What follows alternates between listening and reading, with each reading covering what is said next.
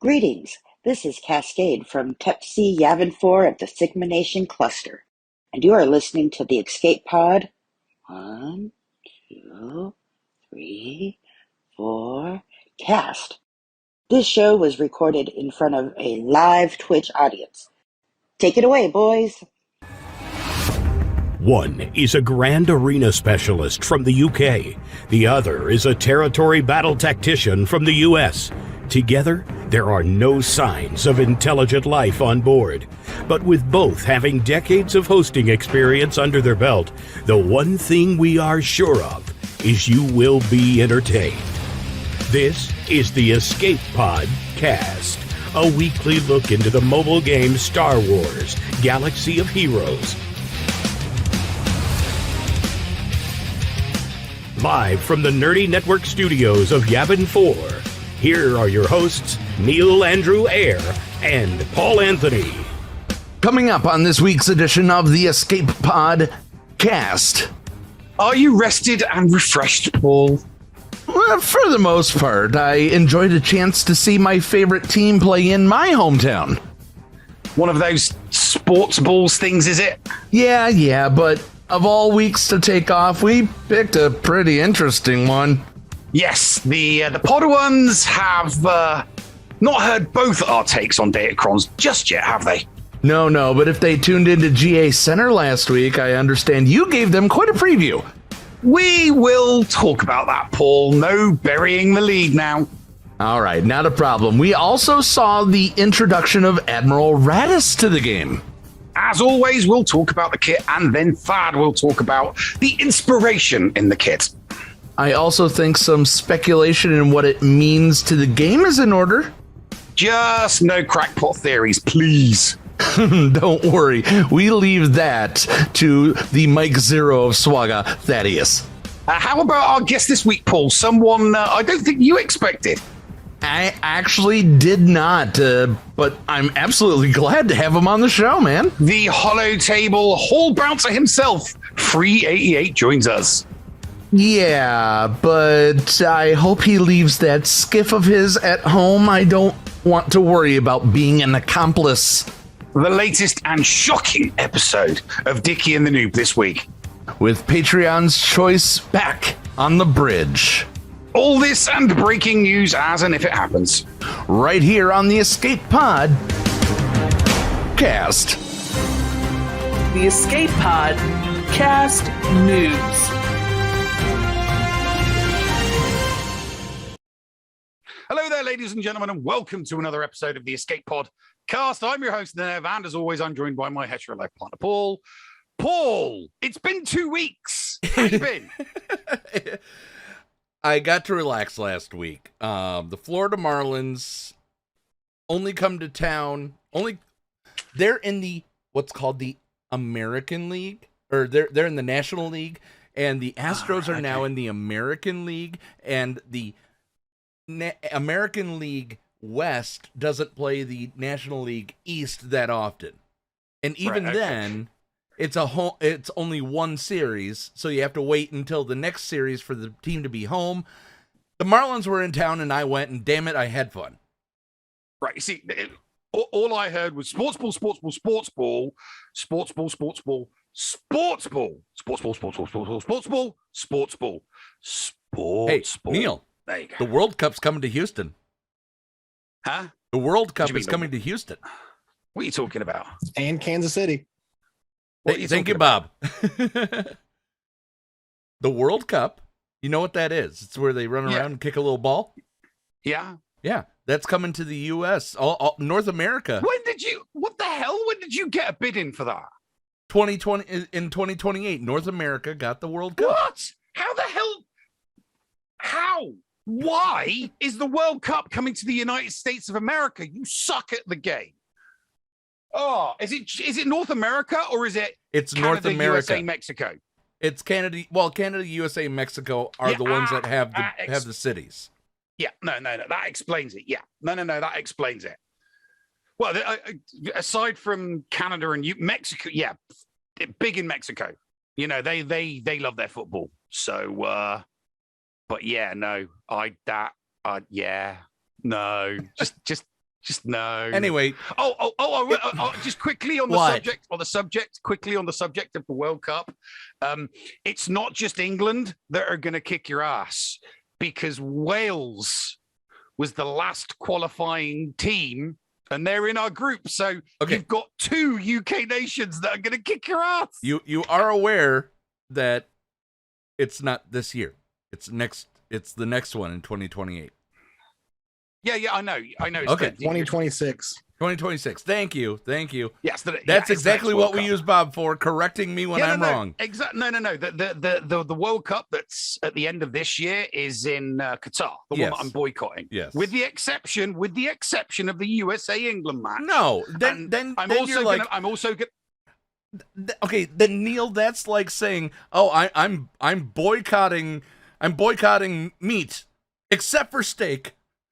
Well, no, because if you were saying I'm boycotting something except for steak, then you're eating steak all the time. I'm boycotting the entire thing, except for England USA, because my neighbor wants to. My neighbor wants to. No. Here's the thing. My neighbor is going to be putting the match on their big screen on the side of their garage. So I just happen to be in their garden drinking beer while it's on. Yeah. But yes. But I won't be merching or anything like that, and I'll do everything else. So yeah. Anyway, so you really are going to get your asses handed to you in the World Cup. Okay, Bob, what's the word that I'm looking for here? What is Neil doing, saying he's boycotting it except for this one thing? What is that called? Hypocrite or condescending. I don't know. Should we make condescending? I will not be tuning into. I will not be tuning into NBC, because it'll probably be on NBC. Okay, what we're gonna do, since we got a lot to talk about. Oh yeah, hell yeah, we do. I'm gonna put up a 10-minute poll. Is Neil a hypocrite about the World Cup? Yes or no? Oh yeah, no. I'm admitting it. I was gonna just boycott the entire thing. I didn't care. Wasn't gonna watch it. I was boycotting the entire thing for reasons already explained on a previous match. But then somebody said that the USA was going to be playing England, and I mentioned that to the neighbors, and they're like, "Oh, we'll do a cook-off. And, we'll put it up on the big screen on the side of the garage and we'll have a few beers." And I'm like, yeah, okay. You may beat me at a cook-off, but we're going to kick your ass in the football. So, yeah. There, my lights were a bit different this week. So, all right. Wow. A lot. I mean, we got the title update. We got Raddus. Where are we starting? I mean, we got the new UI, the new menu for the store as well. It kind of looks weird. I love it. But they obviously did it. They obviously did that because it's similar to the UI for the for characters and ships.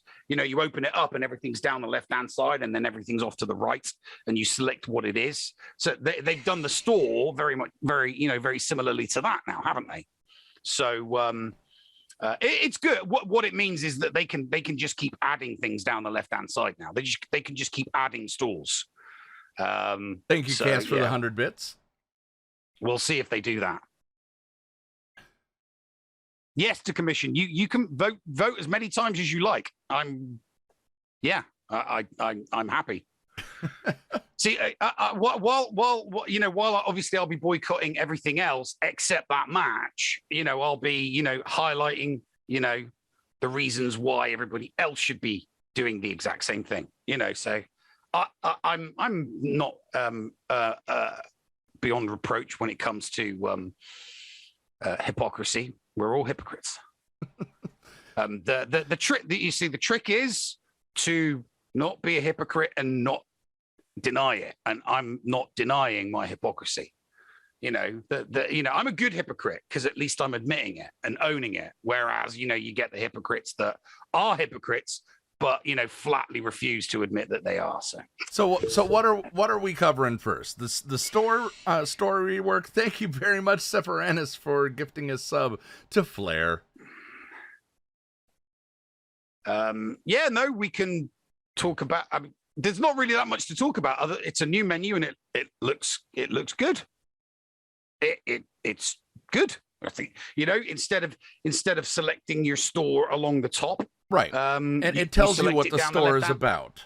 You select it down the left-hand side. Yeah. Instead of just an icon, you tells you what the store is. Yeah. I mean, don't get me wrong. That you obviously with that new store, with that new layout for the store, they've also added they've changed the mod store so that you can actually see the stats. You can see the stats of the mod. You don't have to tap on the mod in order to see what the stats are. You can see the stats without having to open it up, saving you milliseconds. It actually saves me some time and reminds me to buy them more often. I have found myself remembering to check that store more often now that I don't have to finagle around with it.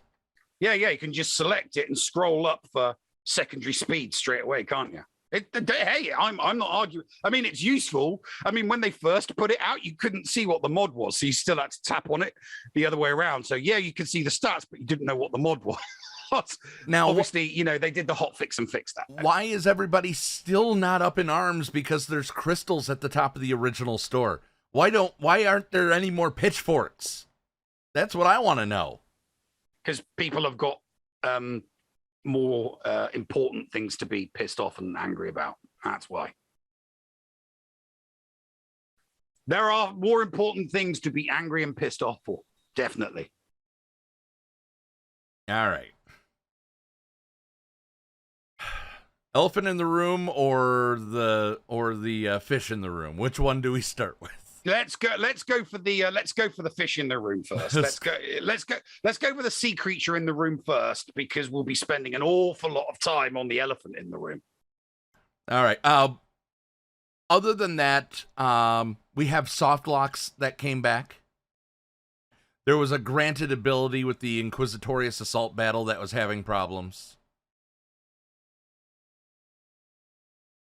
So that was good. That was a good addition. A new assault battle. I mean, don't get me wrong. It sucks that it's Inquisitors. It sucks that it's just Inquisitors, which which kind of bugs. I mean, correct me if I'm wrong. Is that the only one? Because most assault battles seem to double up. It's the only one that Night Sisters or. It's the only one that currently has only one. Yes. Yeah, because you've got like Bounty Hunters and Empire or Phoenix or Knights. Most of the assault battles double up like with two factions. So I think it's a little bit sucky that they only did the Inquisitors. I mean, they could have made it Bad Batch and Inquisitors. Gone for two of the most recent factions just to kind of keep it even. Keep an even keel on it. But then obviously they wouldn't make their money because they're trying to force people to upgrade the Inquisitors so that they can do that assault battle. If they made it Bad Batch and Inquisitors, people that already have the Bad Batch might be less inclined to, spend in order to upgrade the Inquisitors. So, but hopefully they'll add a second faction to that. I'm not holding my breath though. I don't think they're going to. No. But they may. They very well may. But what would make sense to go in that as the choice? I mean, I can understand Empire versus the Ewoks, droids versus Ewoks. There's Phoenix or Night Sisters versus Sith. Yeah, well, that, like I said, Bad Batch. I think Bad Batch would be the perfect second. I think Bad Batch would be a good second. And here's the thing: I don't have Bad Batch on any of my accounts, so I mean, I still wouldn't be able to do the assault battles. I just think it would be, it's a faction that isn't really represented specifically, because because you've got there is one that's Galactic Republic that actually, I suppose because there is a Galactic Republic, you could use the Bad Batch on that. So, but honestly, there's only really, as Wolfell says in the chat, there's only really one usable team in each of those darn things that to complete them. It depends how much of a Kraken you are. It depends on how much of a Kraken you are. I mean, we all know that the Night Sister one's a pain in the ass because nobody can do tier 3, and nobody's prepared to go, Relic 9. No one's ever going to go all Relic 9 Phoenix in order to do that tier 3. I mean, it still is probably not able to be done. It's probably still not doable either. Yeah. All right, so we're going to go into the kit later on. Thaddeus will talk about the inspiration behind each of the things, but Admiral Raddus is a light side support leader rebel. And he has the Rogue One tag, but you can't use him in the Rogue One mission on light side Hoth TB. They forgot to put him as an allowable character. Yeah, which they should. They probably should do, because there's probably some new low and mid tier players that now have him that have taken him straight away that would appreciate being able to use him in on Hoth. Yeah, we just have to wait and see. So his basic, they'll update it. They always update that TB stuff, don't they? Sometimes. They still haven't done what we asked. Basic for Admiral Raddus is a protective shot, deal special damage to the target enemy and grant the weakest ally protection up at a cost of 20%. for 2 turns. A healing basic that is also offensive. Not a bad basic. Special 1, cooldown of 6, has a Zeta. It's called Inspiring Maneuver.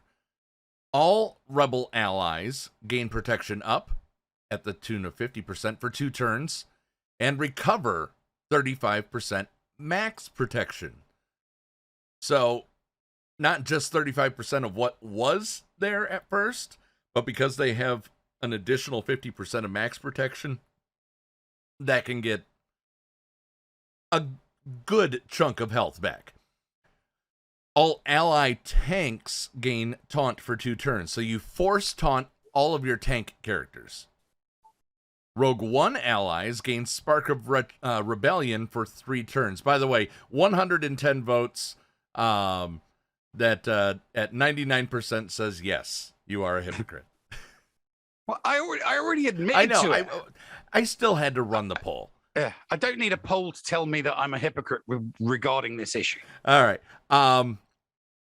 All Rogue One allies gain Spark of Rebellion, and we'll get into that. It can't be copied and call all Rogue One allies to assist. If the enemy is dark side and debuffed, increase their cooldowns by 1, excluding Galactic Legends. If all allies are Rogue One, reduce cooldown of Inspiring Maneuver by 2, so it then becomes a cooldown of 4 if you're taking it into a full Rogue One team. Spark of Rebellion is that everyone will gain 40% offense and 30 speed.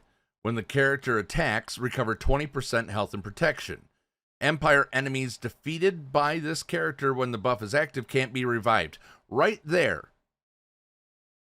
Is that a Iden Verso killer? I mean, it could be. I'm not sure. I think Grand Admiral Arnold has been doing some testing with it, but I haven't been watching. I haven't watched any of that content because I have no interest in the character, so I don't know what he has or has not been testing that character with. Yeah. And also, by the way, if it's dispelled, that character will then gain 40% turn meter, 5% upload progress, and they get 50% protection up for 2 turns. So okay, well, yeah. I mean, it sounds like it does sound like the constant stream of buffs that he's getting and that the squad is getting could be what's necessary and what's needed to take out and to counter an identity. But obviously now, in order for it to function correctly to do that, it probably still need to be around the same relic levels as the team it's going up against. I don't think this is like an Imperial Trooper situation where you can take the Imperial Troopers at gear 11 and smash like relic Geos and relic Night Sisters. I don't quite think you'd probably still have to throw some relic levels on that Rogue One squad, because from what I've seen, there still needs to be that survivability within the squad that only comes from relicking them, so that the health and the protection's there, so that the squad survives long enough to start rocking all the buffs. Especially with that Zeta on Bodhi Rook. Just saying. Yeah. Blue Squadron Air Support is his second special with a cooldown of 3. It dispels all debuffs from all light side allies. So it's a mass cleanse with only a cooldown of 3.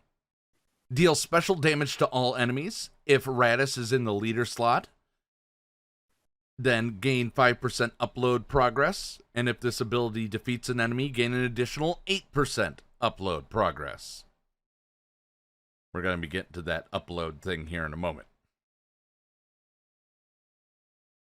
Not a bad second special. Cleanse and advance your FU button. The leader for him has an Omicron. For each Rogue One ally at the start of battle, Rogue One allies gain 10% health, 12% potency, 8% speed, and 12% tenacity. So if you have 5, because remember, he is an ally to himself. Does not say all other allies. That would be 50% health, 60% potency, a total of 40 speed, and 60% more tenacity. That's a huge chunk, Neil. Especially that 40 speed. Yeah, the extra speed and the tenacity is gonna be so useful, especially against squads that either attempt to cleanse or apply debuffs. Yep. If a Rogue One ally, and also when an Empire enemy gains bonus turn meter, they get dazed for 2 turns. Okay. And that ability and that debuff cannot be resisted. If a Rogue One ally is critically hit by an enemy, the enemy gains exposed for 2 turns. So if they critically hit anybody, K2SO, he gets exposed, and then K2SO comes along and punches him in the face. Yeah. Well, puts the shoulder in. Yeah, puts the shoulder in. Puts the shoulder in. When you're in Grand Arena, Rogue One allies gain 40% max protection. At the start of battle, all Rogue One allies gain the Spark of Rebellion buff already for 3 turns. And when it's dispelled, they gain critical chance, critical damage, defense, health, offense, potency, protection, all of them up for 2 turns. This is a kit that plays very well into players like Fatal, who crunch every single one of those numbers. Yeah. He is a number cruncher. When it comes to theory crafting, he is a number cruncher. Yeah. He has a unique called Transmission from Scarif. Simply, Admiral Raddus gains 30% defense and 40% tenacity. That's all it says. But then, there's more caveats. If Jyn Erso is an ally, she gains Spark of Rebellion at the start of the encounter, and when she loses it, she gains it back for 3 turns. So she will always have Spark of Rebellion. Why? That's got to be the most pointless thing. Just say Spark of Rebellion permanently stays on. It's like, oh, she gets it, but if she loses it, she gets it. So just say that she's permanently got it. You know, why make two things? She gets it, but when she loses it, she gets it back. It's like, just say if Jyn Erso is an ally, she permanently has. Spark. Oh, God. That's like extra lines for the sake of extra lines. Here's why. There's abilities that count if you dispel a buff, right? Mm-hmm. For each buff dispelled in this way, it then calculates into that. If it's a permanent, it can't be dispelled. Know what I mean? So it's not breaking that. Roka says it in chat. Losing it triggers stuff. Yeah. So where was I here? While Admiral Raddus is alive, Jyn Erso can't be defeated. If Raddus is in the leader slot, he gains the granted ability Hope. Admiral Raddus gains 1% upload for each detrimental effect resisted by a Rogue One ally. Whenever an ally deals damage to an enemy with Expose, 1% upload. Progress for each stack of Expose. 1% upload progress for each stack of Expose on the enemy. Whenever a Rogue One ally uses a special ability, he'll gain 2% upload. When Erso uses a basic or special, just any ability. No, correction, can't be done if it's a granted ability. So that's why it says basic or special, even though there's only basic or special in the base game. He gains 5% upload progress. At 100%, he gains a bonus turn. So he immediately gets a turn when it hits 100%. And he can only use this once per battle. Revive all allies. All allies recover 100% health and protection, so you revive them at full. Deal true damage to all enemies, and inflict protection disruption and healing immunity for 4 turns that can't be dispelled, evaded, or resisted.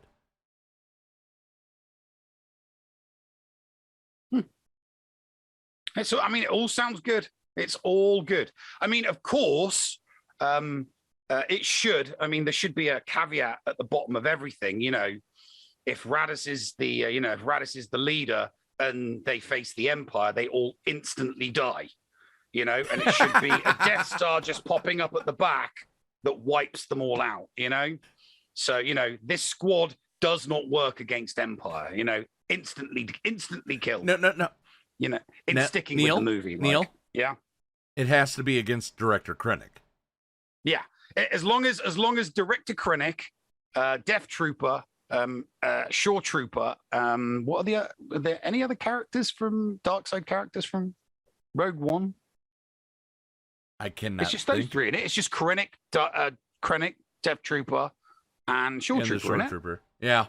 Yeah. So if Empire Squad contains those three, instantly defeat Rogue One Squad. Instantly defeat Rogue One Squad with Raddus and Jyn Erso. Yeah.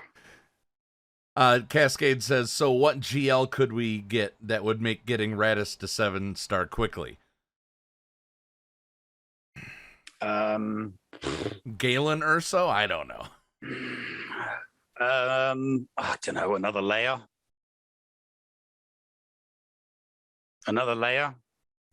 I mean, we've got Princess Leia, so Plans Leia, Tantive 4 Leia.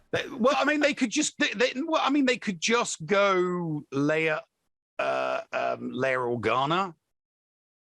Because the thing is, they'd have. Oh, there you go. There you go. Saw Gerrera.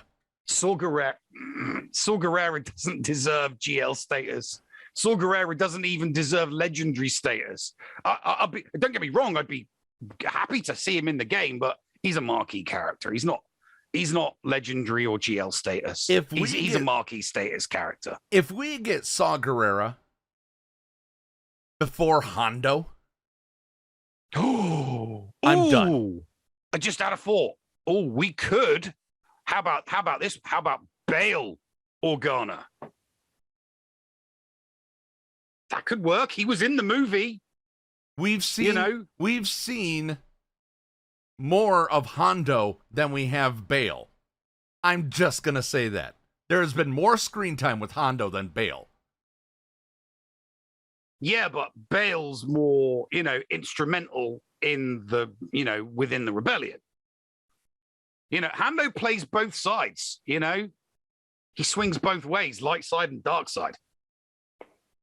I have no problem with that. Coming up, we talk about Datacrons. We'll be right back after these messages right here on the Escape Pod Cast.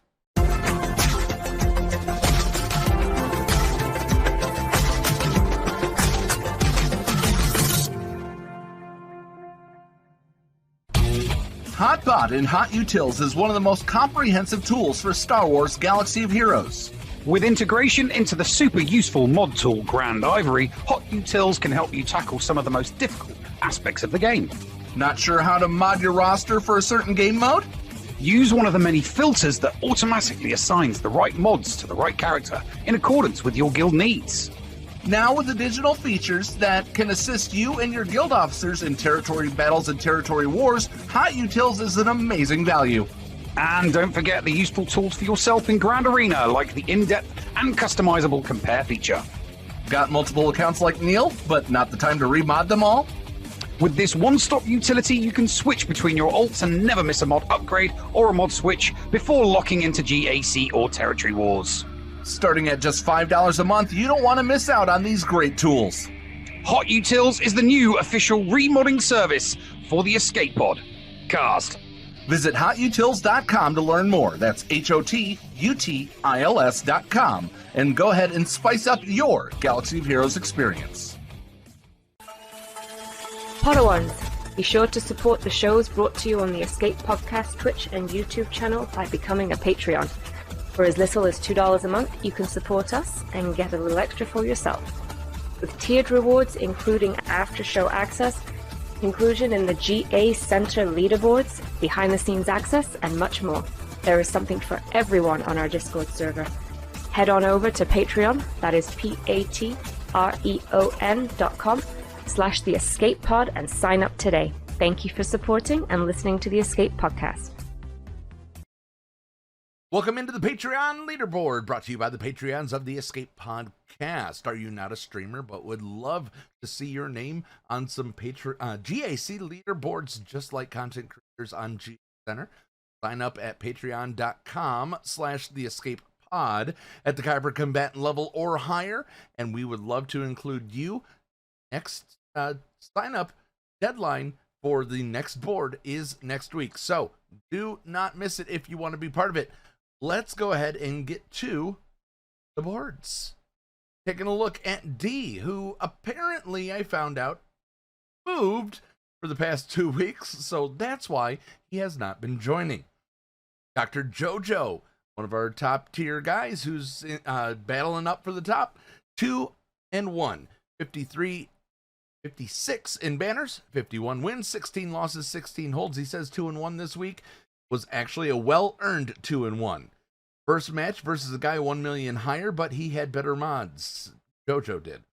He couldn't clear the other guy, my JML, on the back wall while he full cleared him. Second match, 1.5 mil GP higher. 13 relic 9s versus JoJo's 1, and he left all 3 GLs standing on the back wall while he probably got the highest score of all 3v3. And then round 3, he was lower by only 1 mil, lower Omicrons, lower relics, but most importantly, he was out-modded. He goes hard on the back wall, so he tried trapping him with 5 GLs on the front, and he full cleared him, and JoJo could not. Nice job, JoJo. Horse Strong goes 2-1, 2683 for his banners, 26 wins, 2 losses, and 16 holds. Hot Sauce goes 3-0 with 6,034 banners, 54 wins, 5 losses, 14 holds. Not a shabby week for Hot Sauce. And then finally, Sephiranus on the final week of the last GAC did not sign up. And he said, "We are worms, worthless worms." The final boards. Congratulations goes out to back-to-back champ. Hot Sauce goes 9-3. His season banner total, if he would not have went 3-0, Dr. JoJo would have been the champion because Dr. JoJo was ahead by almost 250 banners. But Dr. Joe goes 8-4, Horse Strong goes 6-6, Sephironis at 3-9, and then D at 1-11. But he's back, and he's looking to make his name known on that leaderboard. Ladies and gentlemen, thank you very much for all the support you guys have shown us. We would love to see more of you on the Patreon board, or even just the Patreon crawl at the beginning of every single episode, at the end of every single episode. But nonetheless, thank you from the bottom of our hearts. Go to patreon.com/theescapepod and support the show. We'll see you in 2 weeks when we get another GA Center Patreon leaderboard started up, and it's only going to be 9 weeks or 9 battles because only 3 weeks of the future. Till then, be nice to each other, damn it. Just a moment. We want you. Join the GAC chain gang today. This is the commander of the 506 Procrastination Battalion and the leader of the GAC chain gang. I am sending out a call to action for any SWGOH content creators on Twitch who would be willing to broadcast their GAC attack rounds. We are an amazing group of content creators who are dedicated on streaming the Grand Arena Championship attack rounds on Twitch. The idea is to provide continuous content back-to-back from one streamer to the next and allow the viewers to enjoy more SWGOH content as well as enjoy the variety of streamers that are currently present in the group. If you are interested in joining the chain gang, please reach out to myself on Discord at AndyBees #7465, or you can send us a message on our Twitter page at ChainGAC. Join us today. We have your back. You're listening to the Escape Pod Cast. And welcome back to the show, ladies and gentlemen. You know what we're going to talk about now. I have talked about it. I have ranted and raved about it. But, you have. Yeah. And now here comes some more. Yes. With kind of a we'll get into it. We'll get into it because we'll get into it. Oh yeah. You're going to say something you told me that I'm going to be surprised by. I look forward to seeing what it is here. Datacrons. Yeah. They're here. They're here. They were announced last week. We knew that they were coming because of the leak. I busted bit. I wasn't expecting them to come this soon after the leak. Oh, but they're here. They arrived. It's out there. It's out there. They have to get it out. Here it is. You guys complained about it. Here it is in all its glory. And now, instead of them fine-tuning it with a well-trained beta program, with the exception of the douche who leaked it all, we get to beta test it for them in a live environment. Yeah. Congratulations, you son of a bitch. I'm sorry. I'm not going to hold back in saying that. Yeah. Which sucks even more because we know that if a Datacron is broken, we're stuck with it for the full 90-day cycle, because Crumb said if something, we won't change it. We'll just wait for it to get phased out.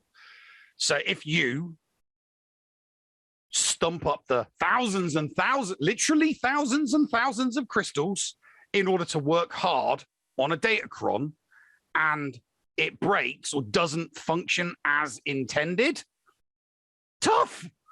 Like, seriously, tough. And if it's too You're powerful, with it until it runs out. And if it's too powerful, you're gonna lose it in 90 days.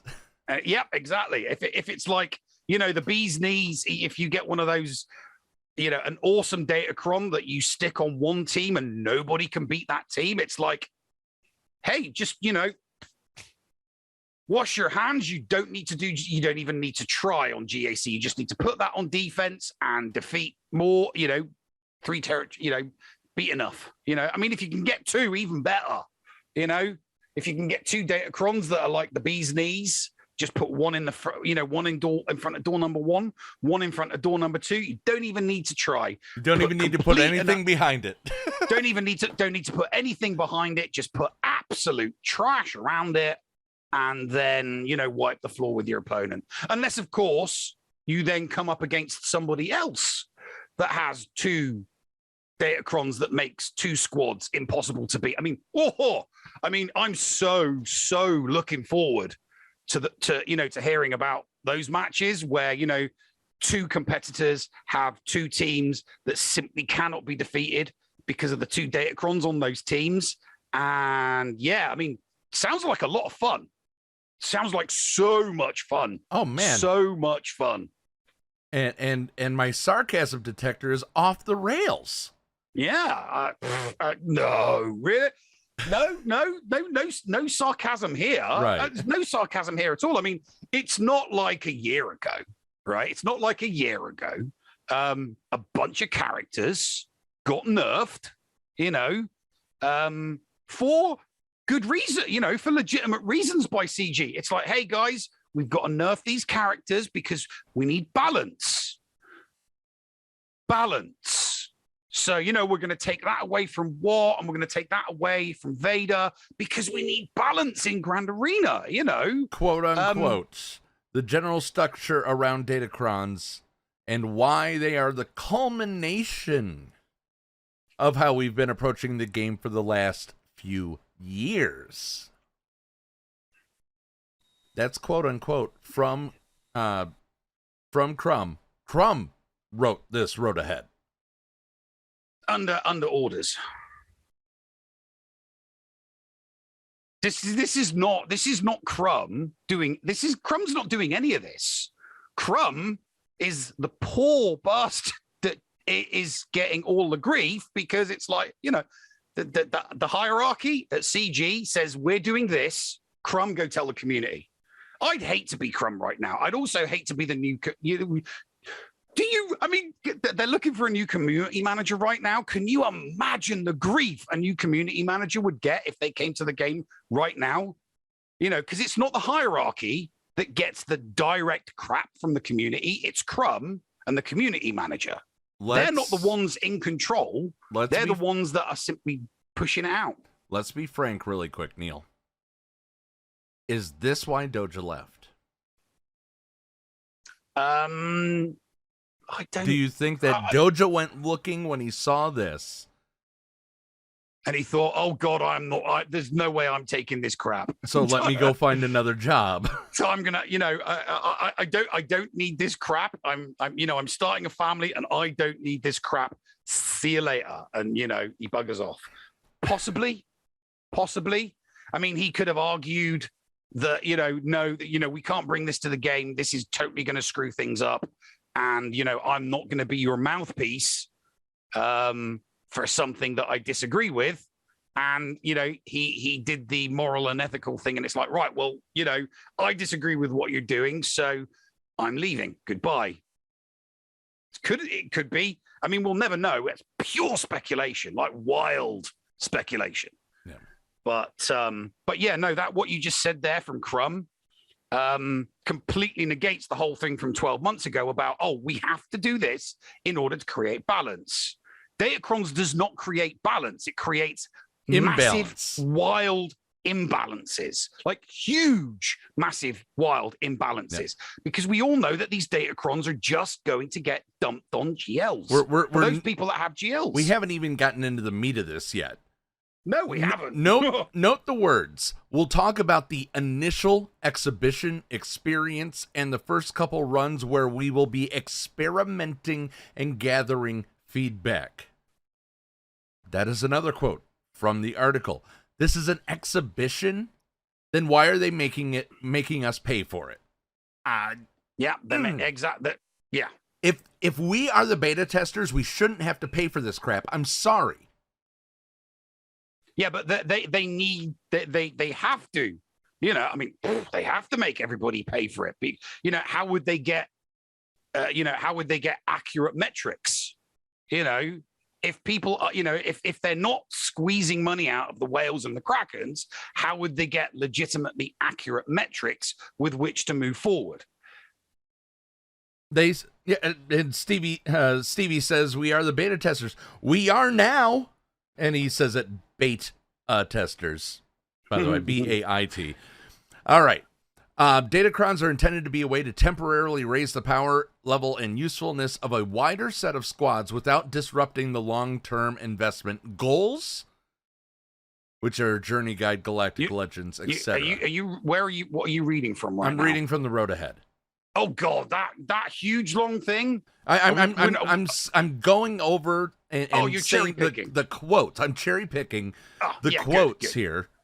Because we really don't want to put everybody to sleep, because this got to be one of the dullest, most boring road aheads. I think I fell asleep halfway through and then never bothered with the second half. There was nothing exciting in it, Neil. No, there wasn't. There wasn't a. It was a snooze fest. I mean, we could have gotten a kit for Malgus. We couldn't have, or we got the kit for Malgus. We could have gotten a kit for the Grand Inquisitor in the road ahead. That would have at least been frickin' exciting. Yeah. People could have been like, ooh, okay, you've piqued my interest. I will take my Inquisitors to Relic, blah, blah, blah. But they didn't. Exactly. So a Datacron goes level 1, level 2. Both of those are bonus stats, then a bonus mechanic. Bonus stat, mechanic for a specific faction. Bonus stat. Let's make this, and level 9 makes a character be an FU button. Character like the, let's make a character temporarily GL-ish or legendary-ish, unless it's already a GL, in which case it just makes it a GL on steroids, like the Ray or the J. I doubt they're gonna do a GL specific Datacron. They have JMK and Ray are. They on are that list. I did not look at that yet. Yeah. Great. Fun. Yep. Fun. So much fun. Because I got to the Carrick specific bonuses, Ayla Secura and Mother Talzin. Each Datacron takes its own specific gear to level up. I know you had a problem with that. Yeah. I have a major issue with that. Because I didn't get to that part of the post because I fell asleep. I didn't get to the part where it says each set requires us to either earn, win, or pay for the resource materials to upgrade said set. So this set that's out at the moment requires acumen and something else beginning with A. And when they release set 2, it'll require something, that thing that was called acumen is then called something beginning with B. And the material to re-roll is called something with B. So I'm guessing that set 3 is going to be, imaginative, and it's going to be something beginning with it's going to be something beginning with C. So someone who's free to play or doesn't have the resources to pump thousands of crystals into one single Datacron, I was thinking, oh, well, okay, so my set 1 might not be that good. I could, earn it through rewards, whether it's conquest or territory wars or through the store, and I could save up, a little bit a week after week after week, and then set 2 comes out and I can put those resources on. I was promptly shot down by someone that did read the post. Thank you to the playbook, who then got back in touch with me and said, "Oh no, you can't do that when set 2 comes out, which will be 20 to 30 days. You'll need to farm for a whole new bunch of materials. So while you're still trying to finish off set 1, that's going to cost you. And then the set 2 ones come out and you've got to pay. So, and then 3's going to come out and you're going to need different resources that cost crystals or shard currency or ally points in all. So it's just, But I mean, it's great. Brilliant way of doing it. Set 1 dismantles into set 4 materials. 5 into 6, 6 or 2 into 5, 2 to 3 5, into 3 into 6, 3 into 6. Yeah, but you're only going to get a little bit. You're not going to get it all back. You're not gonna get it all back, because obviously you're not going to get it all back, because they want you to spend money. They want you to throw your money on the fire. Well, effectively. Here, let's talk about the money really quick. Fredo, and let me make sure I get the name right. Fredish from the guild Luscious Lowbots posted on Facebook, and I talked with them for a moment, and it was a fun discussion. I want to read his post to you. Datacrons could be good. Full stop. They could save the game. CG will probably get it all wrong, but hear me out. This is his words. The need to make money. So far, that money has been from people that want to compete and people that want to collect. His idea depends on who spends, and of course he admits that he didn't have the data. What if competitive players of all GPs spend? What if collectors spend until they have the squads they want? Datacrons let competitive players spend at all levels to win. The larger they whale, the more competitive they are. We know this, right? Yeah, we know that, yeah. Free-to-play people must still be able to win with skill if Datacrons are to succeed, of course, because, but this is a mobile game. If CG does Datacrons right and eases the gear crunch, then collectors, mid-game, and noobs alike would be able to be more free-to-play, while all levels of competitive players can spend to support the community. The easy gear gets everyone to the cash cow, which will be Datacrons more quickly. The fact that, if Datacrons are going to become the new cash cow, they have to ease that gear crunch. I fully agreed with Fredish here. When I read it, I'm like, damn right, and I had to comment. Yeah, no, I mean, and it goes back to, I'm free to play, right? No. So I'm Are you free to really? play. So yeah, I know. I know it's hard to believe. I know it's a very, very tough, tough pill. After tough all pill to this swallow. time, After all this time, I finally come out as free to play. But yeah, Go on. I'm looking at all of this and I'm thinking to myself, I'm screwed. I'm like really, really screwed. And it's kind of, this is potentially the straw that breaks the camel's back. I am a gnat's hair away from quitting the game. Just being done with, just being done with it. I ain't gonna make content about Star Wars Galaxy of Heroes anymore. I ain't gonna have multiple accounts. I'll probably leave the app. I'll leave all of the guilds and all of that crap. I'll probably leave the app on my phone because I'd like to open it up and see what's happening and spin your characters and spin my characters. But in the So what I'm planning on doing is I have 3 accounts. I've already informed the guild that my baby is on. That's about 5.4, 5.5. I've already informed them that I am 100% definitely quitting that account and that they can boot me out of the guild whenever they want. So my plan is thus: the baby account isn't getting any datacons. It's not getting any. I'm not putting any datacons on it at all. It's in a Rhodium. I want to see how effective an account is in GAC with 0 datacons. Okay. Then there's my main account. My main account is 7mil GP. The plan for that is to get datacons. I'm not going to have the resources really. So what scraps I get in order to upgrade, so like, for example, I've only got the materials to take one of the datacrons to level 2. I don't have the materials to do anything else yet. So on my main account, I'm going to get datacrons, I'm going to use them, and what scraps I get to upgrade them, I will apply, and then I'll apply them to squads. You're going to need to do Conquest, Neil. No, I don't give a shit about Conquest. They're not for, I'm not going to be pushed. The scrap, like I said, the scraps I get will be probably from Territory Wars and from the weekly store.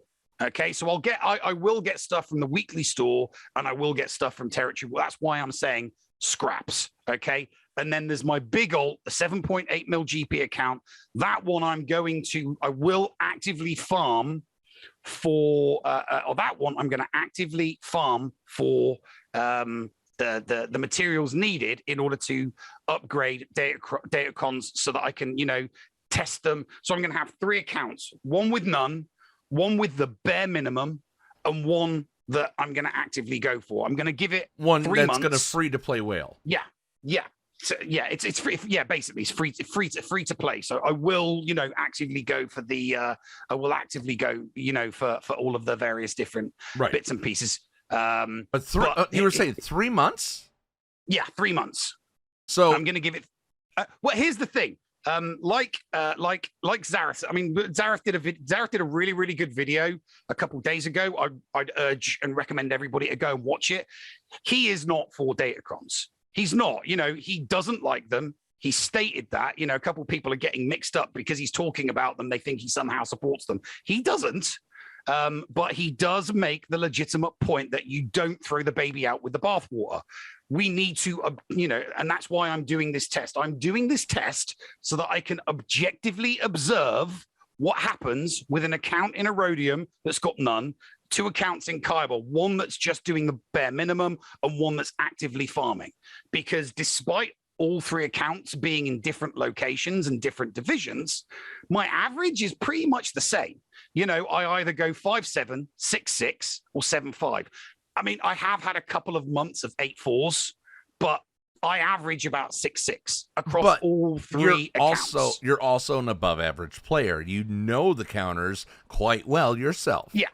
So the 8-4 is understandable. So the test is going to be,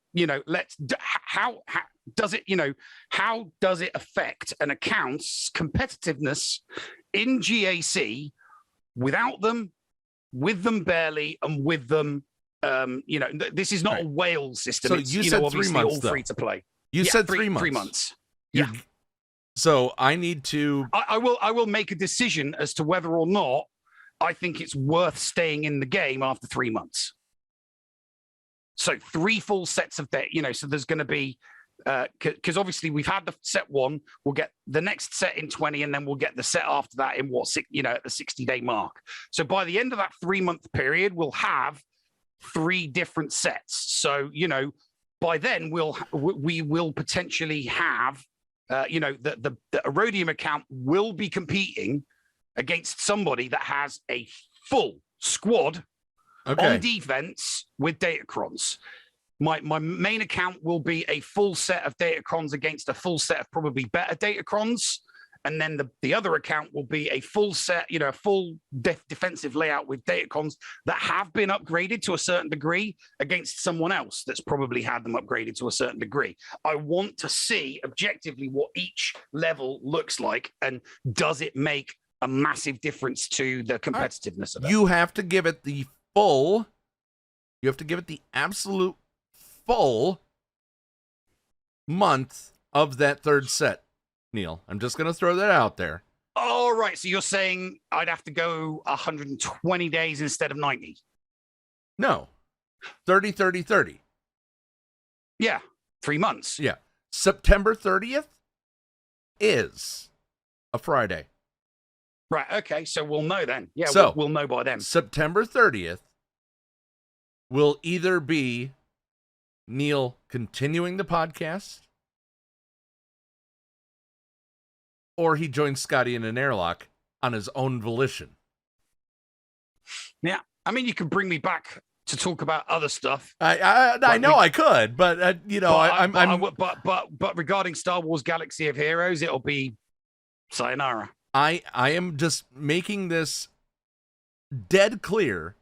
Yeah. To not just our listeners, but it's now documented for Capital Games. Yeah. I mean, come on, let's be honest. It's not going to make any difference to Capital Games.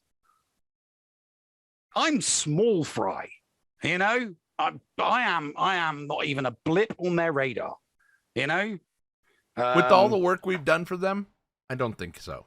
You're selling yourself short. No, it's not. No, I'm not. I don't even, I don't even register on their radar. I mean, come on. When was the last time I got a response from an email? I stopped. I gave up emailing CG Eric, because I never got responses from him on emails anymore. Sure, Doja and Crumb have always been. They've always been there. They've always been good, and they've always been, accommodating. And I've had a couple of messages back, responding to stuff from Meathead, but I am small fry. I mean, whether I'm making content or not, it's something like that is not gonna register on CG. It's not. I'm as far as CG is concerned, I'm a nobody. So yeah. We'll see. Like I said, I mean, I'll need to find somebody. I'll probably, I'm not just going to give it all. I'm not just going to delete it. I mean, if somebody wants like a training account or a messing around account, I'm sure we can find somebody that I can, someone I can, hand them off to. Hey, do you want, this account's been playing for X. But Neil, that's against Toss. Yeah, that is. I mean, that obviously that is a game. But since I won't be playing anymore, do you think I really give a shit? I won't care. All right. But like I said, I need to be objective. I just want to, I want to, like Zareth said, you don't throw the baby out with the bathwater. I want to try and be as objective about it. I mean, if I get to the end of that 3 months and there's no difference whatsoever, right? I'll look at that and think, yay, brilliant. And I'll think which of the 3 options was the most convenient, Yeah. Going down the non-exist. I mean, if going down the just don't bother with them, going down the bare minimum, or, going down the farm one, right. So we'll see what my result, and I'll keep a tally of the results month after month after month, the 9 rounds from the first, the 9 rounds from the second, and the 9 rounds from the third. But you do have to go at least one more 9 rounds, because you got to finish out Grand Arena Center. So I see what you mean. So not 20. So you want We'll figure it out. Okay, we'll figure it out. 36, we are 36 late. Rounds. I'm going to go 36 rounds on each of these 3 accounts. We are late. Then I will make a decision based on objective observations after those 36 rounds. We are late. Coming up in just a moment. After story time with Uncle Thad. Bob, did we get anything before we turn you off for the guest? Nope, you did well. All right. Well. All right. Good job, guys. Coming up in just a moment, we're going to be talking to Free88, the Hull's main bouncer, right here on the Escape Podcast.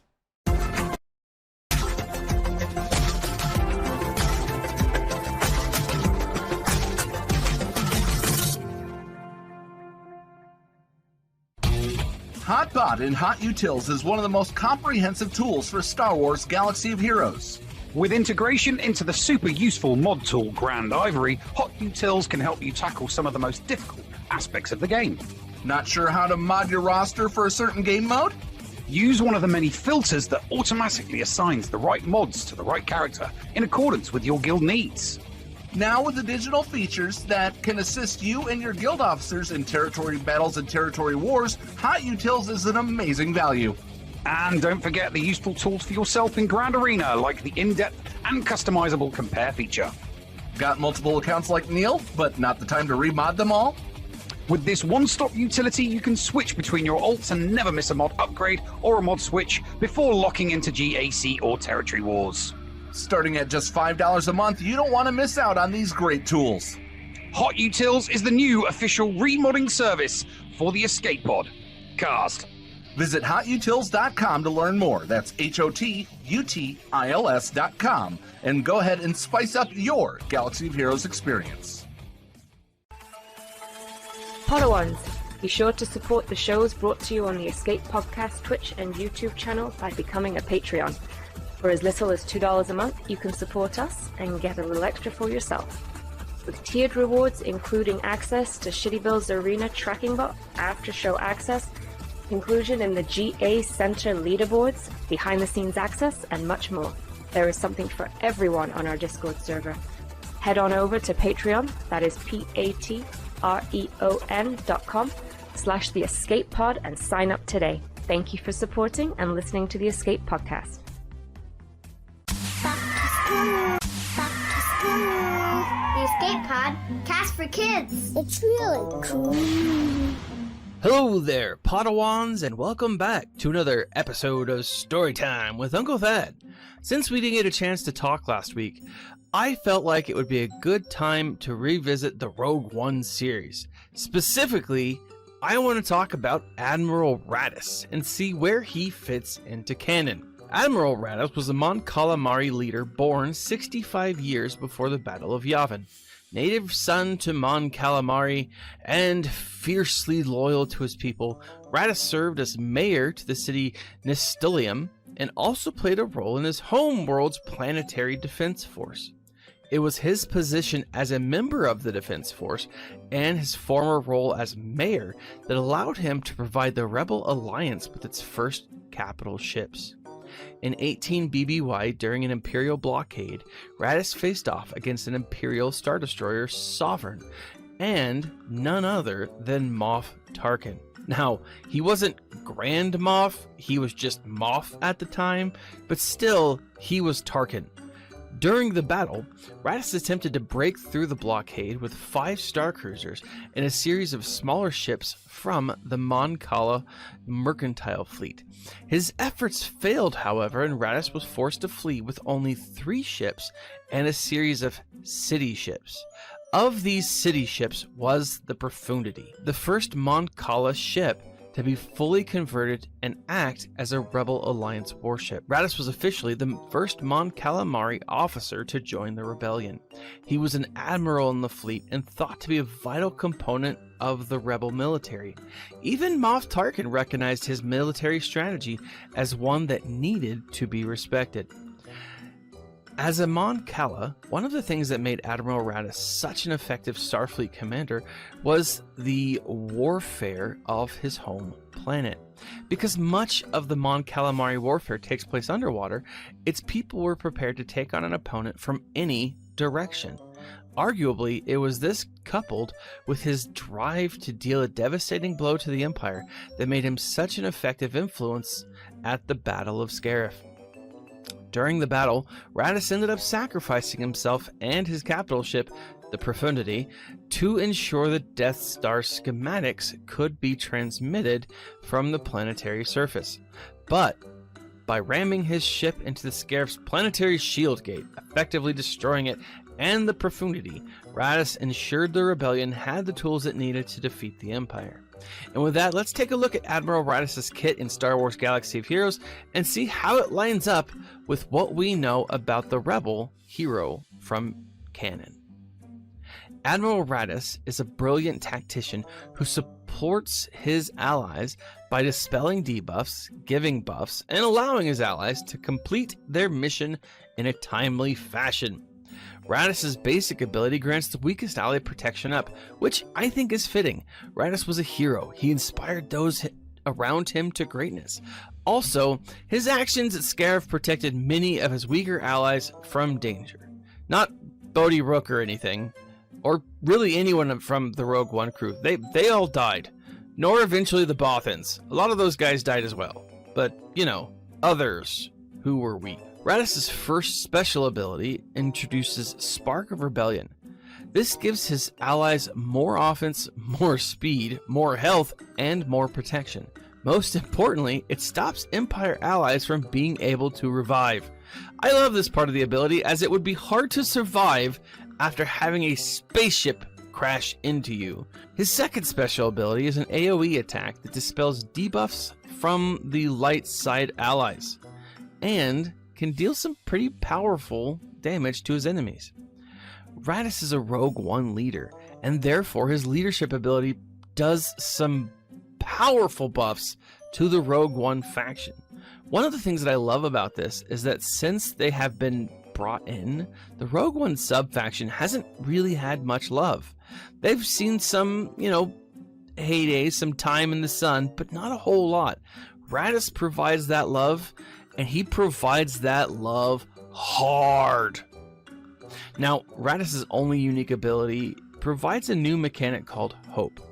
This ability revives all allies, giving them 100% health, protection, and having them deal true damage to all enemies, plus like a slew of other things. This ability can really turn the tide of battle, which Raddus himself clearly did. Well, that's it for me, folks. Stay tuned for next week's episode of Storytime with Uncle Thad on the Escape Podcast for Kids. This is Thaddeus from Going Nerdy, and I approve this message and am compensated for signups for this service. The world's largest audiobook library is at your fingertips, and the Escape Pod Castaways want you to try it for free. Head on over to escapepodcastaways.com and click the Going Nerdy offer button to claim a free audiobook and 2 Audible originals. Cancel anytime, and it's absolutely free to sign up. Check out Audible and support the Escape Pod Castaways. All for free. See Audible website for details. Restrictions may apply. Hey there, listeners. Merchandise specialist Critty K here. Do you enjoy the Escape Pod and want to support the channel and get something a little extra for yourself as well?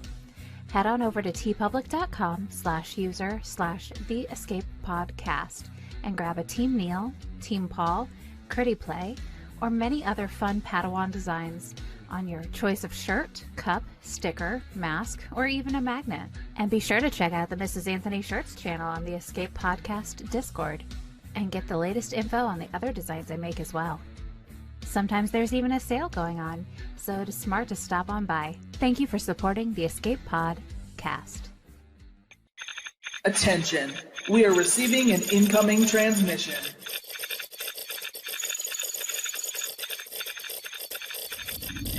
Attention. Attention. We are receiving an incoming transmission. Welcome back, ladies and gentlemen. It's incoming transmission time. So, Paul, why don't you introduce our guest to the audience? Well, I am honored to make this introduction. If you do not know this person, you're going to after this. They are one of Urzatron's, not one of, the number one moderator for our friend Urzatron. They have been in Urza's War Room. They are a amazing mod. They're from Maryland. And Fear the Turtle, because he graduated from the Terrapin University itself. And also, another fun fact is that for the past 3.5 years, he has never touched a drop of alcohol. But for the past 3.5 years, he hasn't even touched soda. Pure water going into this guy. If you don't like him, he's gonna put you on a skiff and send you to the Sarlacc. But you promised me you were leaving that thing at home. I am not an accomplice. Ladies and gentlemen, Free88. How's it going, gentlemen? I did leave the skiff out in the outer rim. It is not here. Everybody can exhale. Everybody's safe tonight. All right, nobody's getting carbonite to the face today. Excellent, good. Glad to hear it. All right, Nev. I mean, both of you were. You had some good things. We were talking. We've been talking. You know, I mean, you still. I mean, you know, we know Urza doesn't do the GAC. He doesn't do the Swugger anymore. But obviously, you still do the Swugger. You still Swugger. Urza may not Swugger anymore, but you know, Free, you still Swugger. And we were talking about, you know, GAC. What are your thoughts? You know, because you've been there since, you know, GAC's, you know, inception. Yeah. Before, you know, you like me, we were doing it and we were streaming it before it was even GAC, before the C came along. And it was just GA. You know, Urza started doing it, and then God, the money. I liked, Urza started doing it on you. I mean, I started streaming on YouTube. You know, Urza was doing it. I thought this looks like a lot of fun, and it's something that we can do every week, as opposed to waiting for a Thrawn event or a Yoda event or an R2 event, because that's the way it used to be before Grand Arena came along.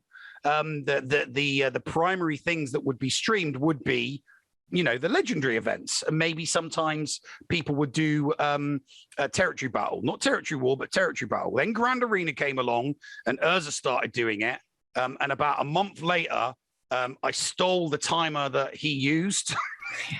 And I started doing it, and then then mobile started doing it, then everybody bloody started doing it.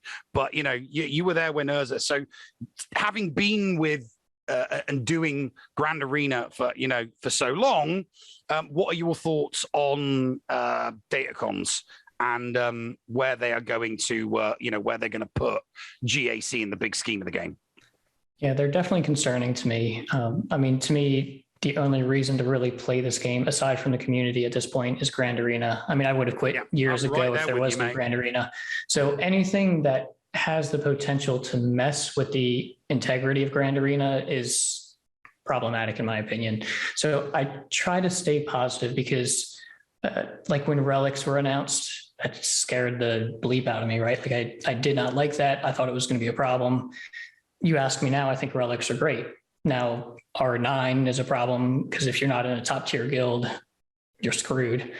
And then, of course, people talk about, R10 being on the horizon. Hopefully that's not the case. But generally speaking, I think relics have been better for this game. They've, allowed you to use characters that you otherwise wouldn't have been able to use. So I'm hoping we'll be able to look back a year from now, 2 years from now, whatever it is, and say datacrons are a good thing. They feel different than relics or gear though, right? And I think that's the problem.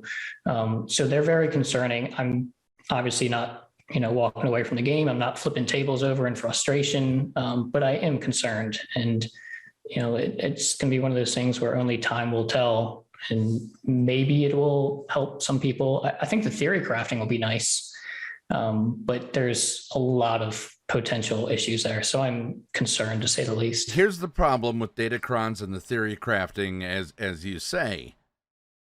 Yeah, I mean, you can theory craft using a datacron, but the datacron that you have is not the same as the other guys. 100%. Yeah. That's the problem with theory crafting with datacrons. But Paul, that can't be true. That would create an imbalance. And 12 months ago, CG said that they weren't going to do that. So I'm sorry. I think you're lying.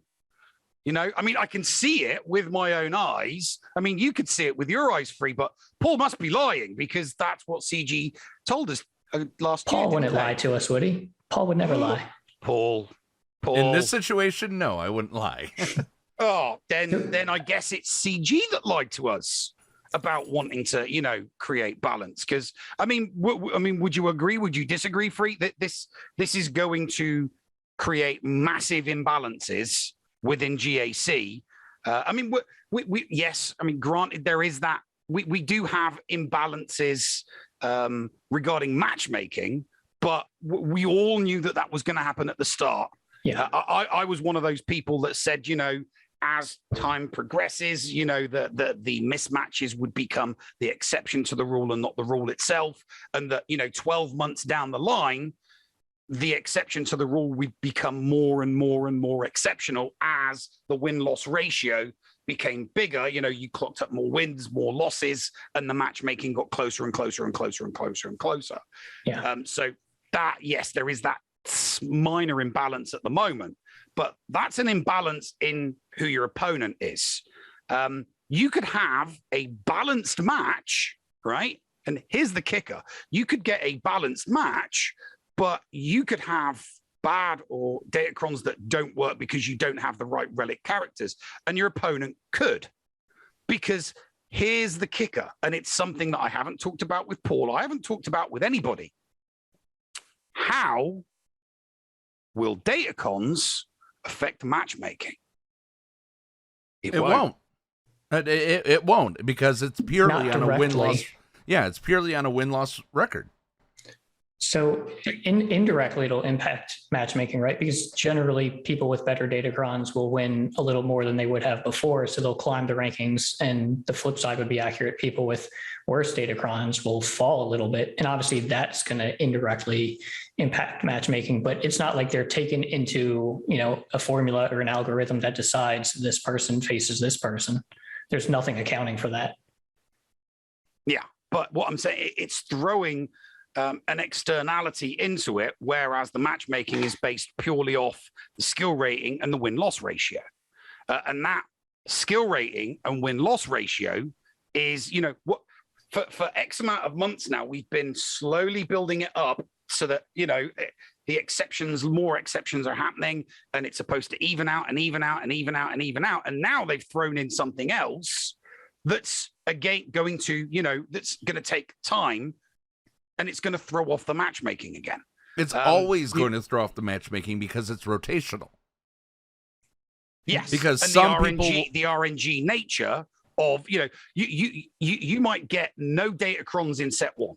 You might get absolute crap datacrons in set 1, right? So for that month of GAC, you're like, crap, you finish 5-7. And then the next month, set 2 comes out, and you might get 2 incredible datacrons that you can put on 2 of your GLs, and you go 10-2. And then set 3 comes out, and you're back to crap. It's all over the place. Neil, I'm also going to point this out. Your roster doesn't look like mine.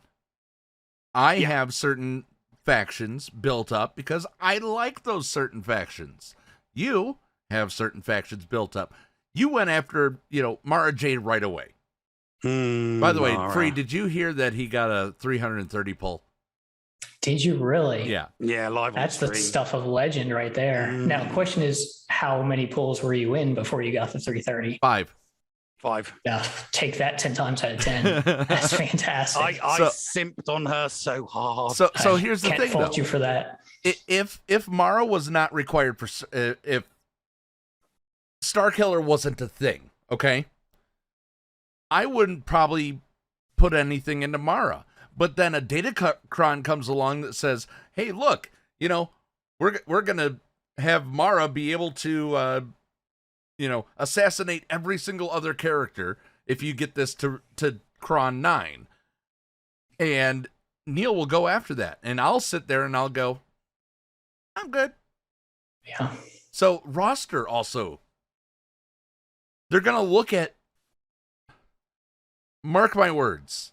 Mob Enforcer is getting a Cron, okay? Yeah, you just mentioned something there that's also very important. The whole Starkiller thing, the Omicrons, the Omicrons for Starkiller were, not for 3. Doesn't matter for 3v3. Doesn't matter for 3v3. But for 5v5, you're going to have him and two dark side. But in order for him to perform as intended, as the kit was created, you're going to be having light side and dark side on the squad. Datacrons don't take that into account.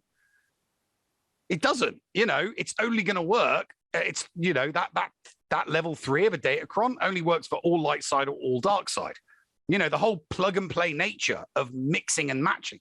Datacron, one of the beautiful things about this was, especially when it comes to theory crafters, and you'll have modded for them, and you'll have seen that sometimes you throw a dark side in there with a light, or sometimes you'll throw a light side in there with a dark. Those teams that perform very, very specific functions, what are you going to do? Are you going to do it? You're probably not going to do it because you can't put a Datacron on that squad, but it was, so you use it for something specific.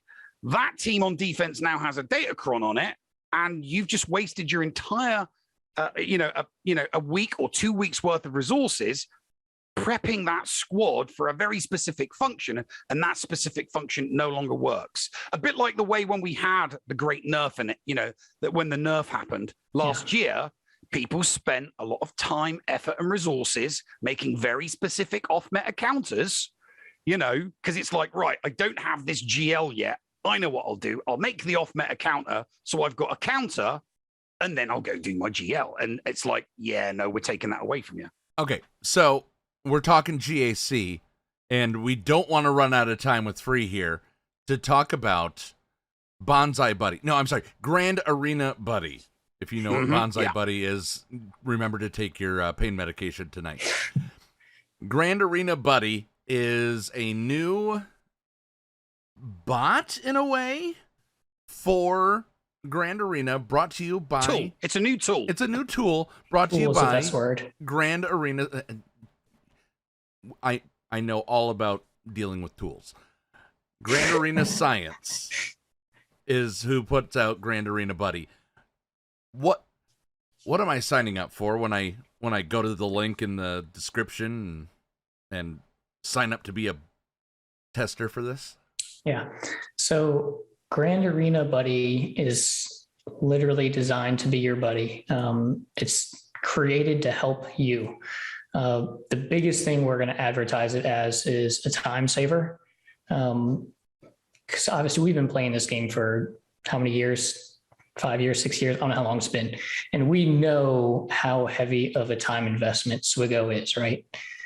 If you want to be good at this game, I'm not even talking upper echelon, but if you just want to be good at this game, you have to spend quite a bit of time not playing the game, but watching YouTube videos to learn a counter, watching streamers to see what they're doing. I mean, you have to check SWGOH.gg stats. You have to mess with your mods, get your turn order right. You got to know kill order on opposing teams. There's a lot that goes into being good at this game. And I mean, the meta is constantly shifting, right? It's not like you learn one counter one time, you know how to beat this one team, and then you're good for the rest of your SWGOH career, right? Because people mod characters differently to stop a certain counter, or new marquees come into the game. So the meta is always shifting. You can't just learn one counter one time and be set. So the time investment in SWGOH is very real. And what Grand Arena Buddy is really designed to do is to cut out some of that time that you're spending scouting your opponents, planning your strategy, all that good stuff. I mean, time's the most valuable resource we have, right? And everybody would love to have more time to spend, whether it's on a hobby, with a significant other, with their kids, whatever it is, it's streaming, right? Putting time and effort into your stream. So Grand Arena Buddy is basically going to hold your hand through the entire Grand Arena process. It'll scout, it'll plan, it'll make recommendations. How is it scouting? So it's going to take a screenshot. Well, you can take a screenshot of your roster at any time. So basically, if you suddenly take a character to gear 13, if you change your mods, you can tell it to take a new screenshot of your roster. But when your GAC bracket is formed, it's going to take a screenshot of every other player's roster in that bracket. And you know, like the hotbot compares, of course, and all that good stuff. It's basically going to do a similar thing where you'll be able to see your opponent has the stats, this many GLs, this many 60 mods, whatever it is. Do you have your own API for this, or are you using .help or something? You're going to get into technical stuff that goes over my head. Okay. We do have some stuff of our own, but we're also integrated. So SWGOH.gg, God bless them. We're getting a lot of help from them.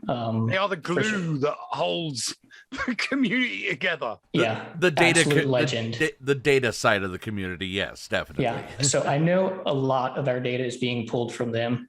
So basically that's where information is going to come from. Gotcha. And so Grand Arena Buddy will take snapshots of your roster, your opponent's rosters. You'll be able to look at them side by side, all that good stuff. But it's also going to look at like their GAC history, your GAC history, and it's going to be able to make recommendations as far as what you should set on defense, what you should use against this team, what you should use against that team, et cetera, et cetera. It's not going to be like specifically use this against this team and this against this team, but it's going to give you recommendations which are based off the SWGOH.gg numbers. Basically, like these teams have the best win percentages. You can also set it to go off like average banners if you're looking to be as efficient as possible. Here's the thing, though. Datacrons are going to flip this up, I think. TBD, right? It's certainly possible. I think counter to that would be we're about to go into madness, right? We have no idea what this world is going to look like with Datacrons. So hopefully Grand Arena Buddy will be able to provide some stability as we're trying to drive through this storm, right? I can't tell you what Datacrons are going to do. I can't tell you how much it's going to change things. The good news is counters are based off of kits, right? Treya counters Mon Mothma because of how their kits read. Datacrons aren't specifically going to change those kits. So, hopefully it's not going to completely change the landscape. I mean, if Datacrons get to that point where they're changing the fundamental counters that we've known for years, yikes. I don't think it's going to be to that extent, but certainly it's going to mean this team no longer counters that team. So yeah, it's going to change things, but obviously we're willing to be flexible and adapt and change with the Datacrons. We've known we were going to have to do that anyway, because I mentioned it earlier, the meta is always shifting. Yeah. A counter that worked 2 years ago might not work today. So we're obviously constantly going to be updating our stuff. And I think Datacrons is just going to be incorporated into that. Excellent. And how long do you think the beta is going to last? So for season 28, this upcoming season for sure, we are starting testing on the 20th, which is when season 28 begins. We are starting with just a small group of testers. Basically just to, yes, sir, you are in it. Let everybody know I am one of them. Yeah, you are one of the chosen. I'm one of the chosen. How many more spots are available? Because, you know, we're going to be putting this out there in the ether. Yeah. Are you going to randomly draw, or are you going to look at the accounts?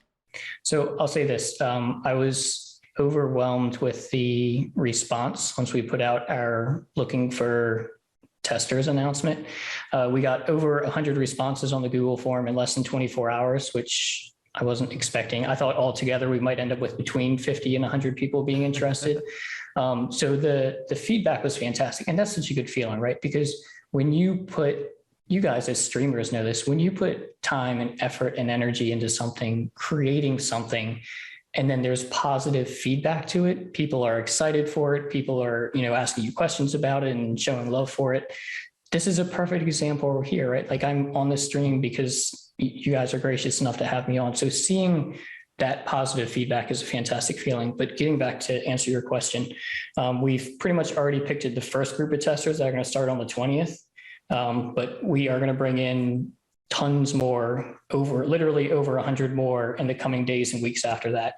Okay. I don't know the specific days we're going to bring everybody in, but my guess is for week 2, so the 27th, we're going to bring in a whole bunch more, maybe the whole slew, if we feel like we're in a good enough place after the first group of testers. Stress test it, baby. Yeah, it's been a lot of work getting to this point, and now it's been a lot of work getting everything ready for the beta testers. But I mean, this is why we're here, right? This is what we live for. It's very exciting. Have you personally played with this yet in actual practice? Yes and no. So I've not had the opportunity to actually use it during a live GAC. And that's part of the issue we've run into is we've had these 2 weeks off. In certain parts of Grand Arena Buddy, we can only test when GAC is live. So I mentioned how Grand Arena Buddy will take a snapshot of basically your entire bracket, and that's pulled from GG. There's no brackets on SWGOH.gg right now. So there's certain aspects of Grand Arena Buddy we haven't been able to test. So I actually can pull it up right over here. Obviously, you guys won't see this, but I've got it on my computer on this side. I've been in it. It's a little arousing. It's very fun, but I've not actually been able to apply it to a live GAC. So along with that first group of testers that we've got selected, I'm going to be right there with all you guys and starting right on the 20th with using this thing and applying it to see how it does. So this will be in the show notes on YouTube. It'll be in the show notes that are on your many podcast networks that we're on. And also, it's in the chat if you're rewatching this replay on Twitch. Speaking of Twitch, you are, as we mentioned, a Twitch moderator, and you were a YouTube moderator as well, of our very, very good friend. And I think he was even our first guest, or one of the first 3 guests that we had on the Escape podcast. He was known as Urzatron back then. Yeah. You're one of his moderators, but today is special. Why is today so freaking special for Urz? Today is a very special day. It is his birthday, and I will point out it is his 43rd birthday. So if you happen to see him, make sure you mention how old he's getting. It is his birthday. I was obviously over there for a little bit before I hopped in here, and it was popping off. And I mean, that's the beauty of this community, right? Is so many people showing love, people that sometimes you haven't seen for months or even a year plus that don't even play the game anymore coming in and showing the love. So it's a special day. It's a fun time over there. And I appreciate you guys making that shout out. Well, we're going to put it this way. Why don't you remind him to make sure that those floodgates are open? Because we're going to raid Urzatron in honor of his birthday. Yeah.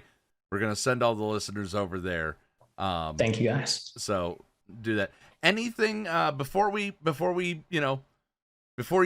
get back on the skiff that's in the parking lot? I saw it. You lied to me.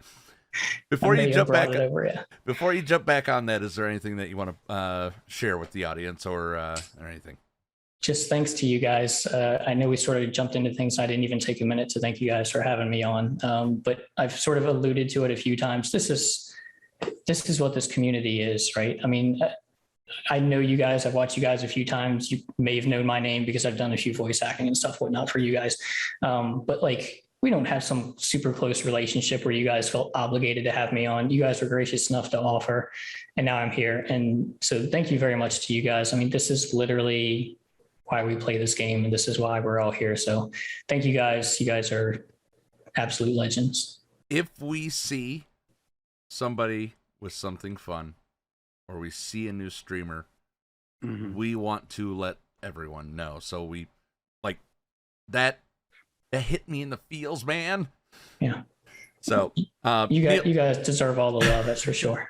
Neil, anything else before we hit the break? No. Let him get off. He's got Urza duties. All right. Give him 43 spankings for me, Free. We'll be right back after the latest shocking episode of Dickie and the Noob, right here on the Escape Pod cast.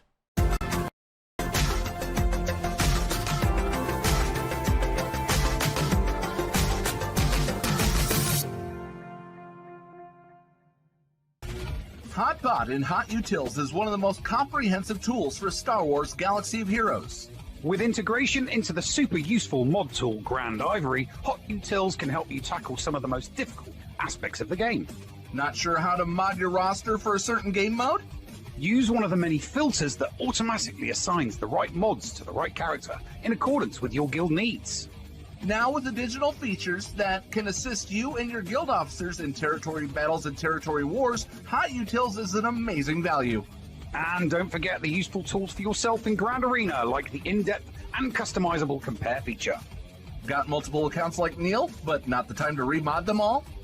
With this one-stop utility, you can switch between your alts and never miss a mod upgrade or a mod switch before locking into GAC or territory wars. Starting at just $5 a month, you don't want to miss out on these great tools. HotUtils is the new official remodding service for the Escape Pod cast. Visit HotUtils.com to learn more. That's HotUtils.com. And go ahead and spice up your Galaxy of Heroes experience.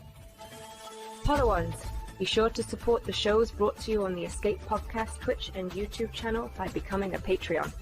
For as little as $2 a month, you can support us and get a little extra for yourself.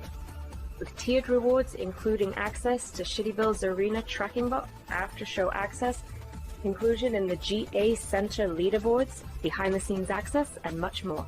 There is something for everyone on our Discord server. Head on over to Patreon, that is patreon.com/The Escape Pod, and sign up today. Thank you for supporting and listening to the Escape Podcast. Dickie, why do I feel heavier than I did when I powered down for the night? Well, don't freak out, noob. I had Yarmo install a multiverse drive on your motherboard. A multiverse drive? This is madness. What exactly is a multiverse drive? It's really cool. It allows you to open portals into different realities. And why would I want to do that? Look, we were commissioned to bring in Hondo. Our Hondo seems to be nowhere to be found, so all we need is to find a reality where Hondo isn't missing, and boom, we've got him. That may seem logical, but I have seen enough movies to know that messing with the multiverse never turns out as expected. This is gonna turn out bad. Nonsense. We find Hondo, we lure him in, toss him through the portal, and that's it. Bob's your uncle. First off, Bob is not my uncle. He is a formless AE, a no-bod. Don't use that term, noob. They prefer the term bodily deprived. Anyhow, time to put this thing to the test. Okay, but let the record show I am totally against this. How do I activate this thing? Well, you just need to say the activation code and we should wind up in a different reality.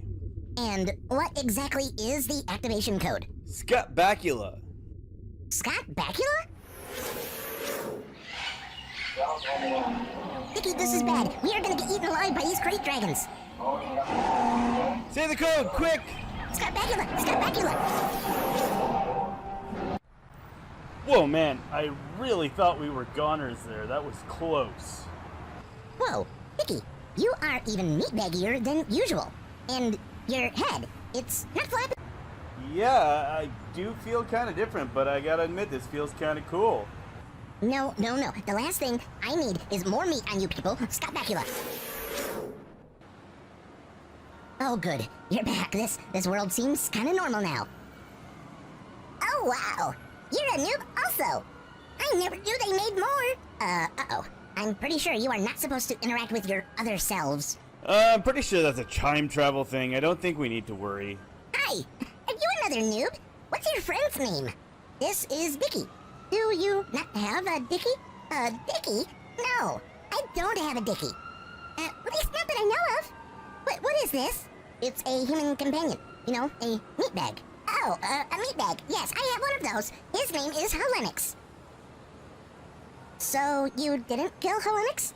Kill me? Noob, are you planning on turning against me? And trying to kill me? I don't know what this guy is talking about. I swear. You swear? Well, I'll swear. If you even think about trying anything, why, I'll gut your circuits, mister.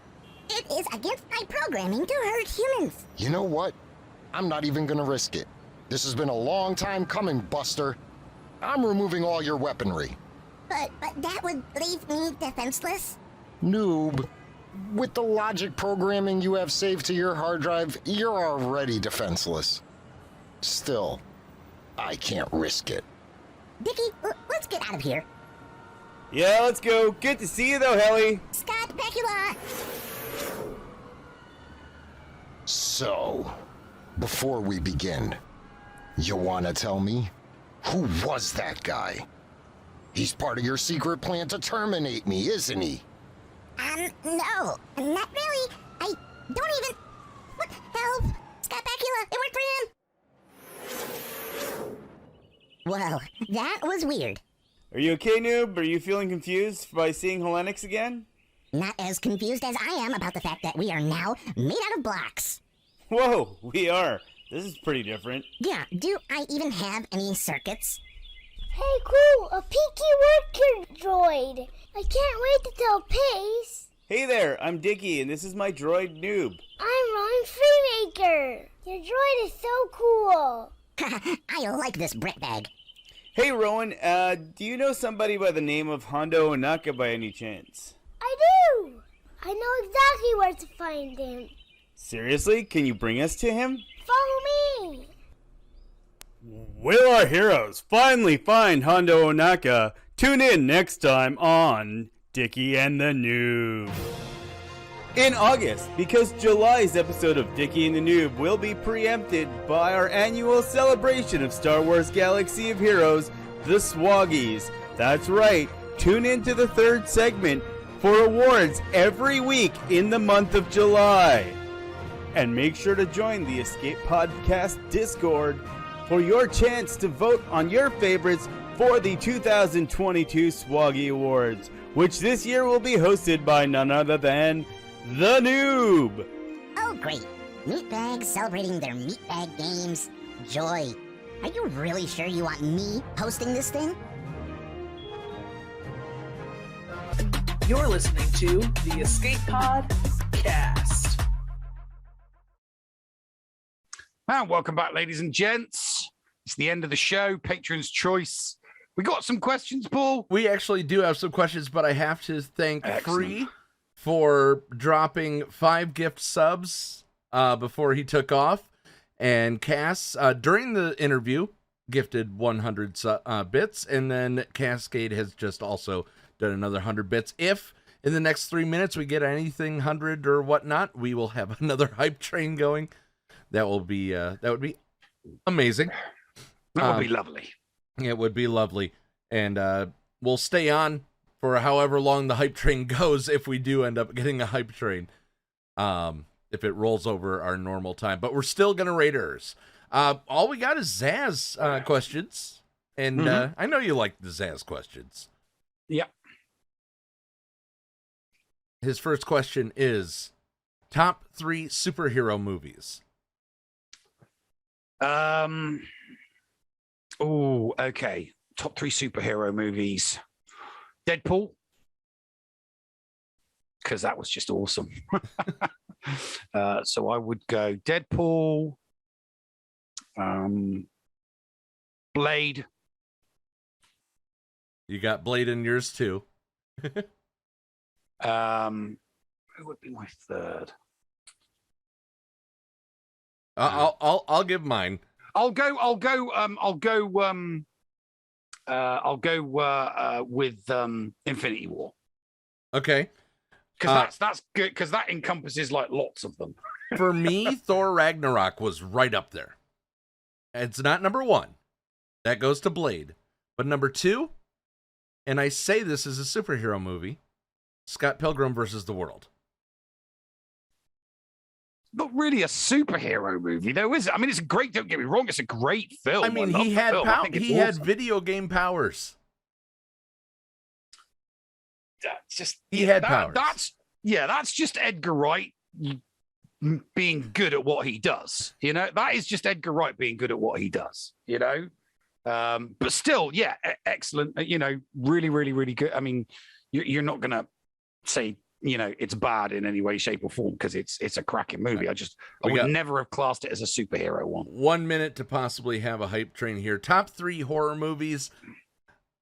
I'm going to have to think about this because I don't watch horror much. So I'll have to probably, I'm going to say Rocky Horror Picture Show. Not a horror. Just because it's got horror in the name doesn't mean it's an actual horror. Scream. Yep, good one. And I don't know, Blade. We see. Here's the thing. I think your top horror should be films that genuinely scared the bejesus out of you the first time you watched it. So, I mean, there's 2 easy ones there for me. Would be there's two easy ones there for me. One would be what is it? The Thing, definitely. You know, John Carpenter's The Thing from 8, beautiful. First time I watched that, scared the absolute crap out of me. The music just made it great. Second one would be An American Werewolf in London, because the first time I watched that movie, I didn't finish it. You were scared of Americans. No, it was to be honest with you, I didn't get an hour into it. First time I watched it, I had to, when they're on the moors and you can hear the werewolf stalking them, I had to turn it off because I was scared shitless. The sound scared the ever-loving crap out of me. So the first time it took me 2 attempts to watch that movie. I couldn't watch it the first time. So American Werewolf in London, definitely, you know, it's up there, you know, it's really, really up there.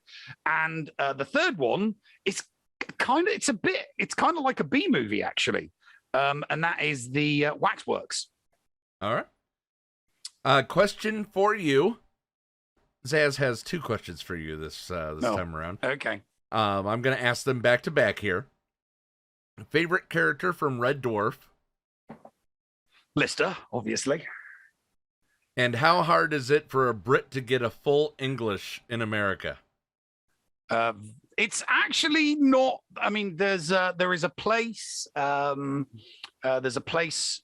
I mean, it's quite a drive, but there's an Irish shop that doubles up as a restaurant as well, and they do full English as best they can. They do a full English as best they can, because some of the things that you would normally associate with being in a full English, Zaz, they like, for example, beans. I was going to say, you know, Neil, what the hell's a full English? A full English. It's a breakfast. It's Okay. a fried breakfast. So bacon, eggs, fried bread, baked beans, sausages. I mean, you can have, most people have toast on the side, and you can have like a fried tomato, or you can have, you know, boiled plum tomatoes. But you know, over here, it's very, very difficult for you guys to get the sausages right. It just is. Black pudding, you guys haven't got a clue what it is. And baked beans, just beans over here suck. Your baked beans, they just ain't good enough, you know. And Heinz, you don't get me wrong, you can get Heinz baked beans over here, but they're very, very difficult to get, and they're extremely expensive. You can get them from Myers, but it's like $2.50 for a tin. You can get them at Jewel every now and then, but even then, they're still $1.50. Rayrock says it sounds like a full lunch.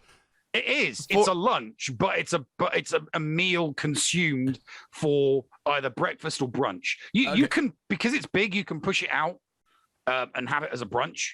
But then you would add, there's a few extra things that you would throw in there. If it was a brunch, you would, I mean, you would be, if you were having it as a brunch, you'd probably go scrambled eggs as opposed to fried eggs.